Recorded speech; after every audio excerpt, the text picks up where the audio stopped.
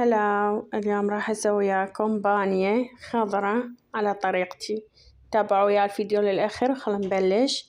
أنا عندي 1 كيلو من البانية، نظفته كل زين وغسلته، وراح أضيف 4 كيلو من الثوم، هم نظفته وغسلته ويا البانية. 1 كيلو من اللحم العظم، سلقته وغسلته، لازم أغسله. أكو بيهم ما يغسلوا قبل يطبخوا، أنا لا أغسله، أنظف شنو البي الزفرة أروحها من عنده.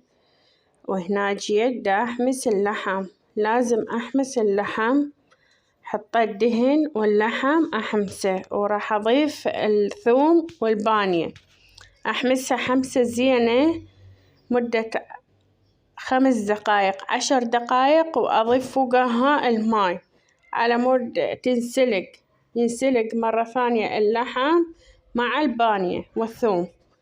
من أسلقها نص استو أسلق البانية، ما أسلقها سلقة قوية على مود ما تنمرد عندي البانية، تبقى حلو شكلها.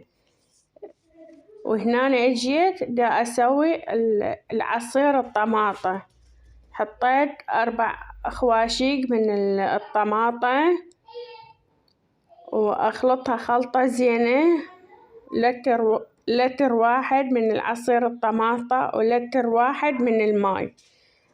شوفوا حبايبي، ضفت العصير الطماطة ورديت ضفت الماي، وأغطيها وأبقيها تستوي على كيفها. وراح أضيف لها الملح، ملح ما كثرت، لا عدنا ضغط احنا اسم الله عليكم ما نقدر نضيف الملح هواية بالمرقة.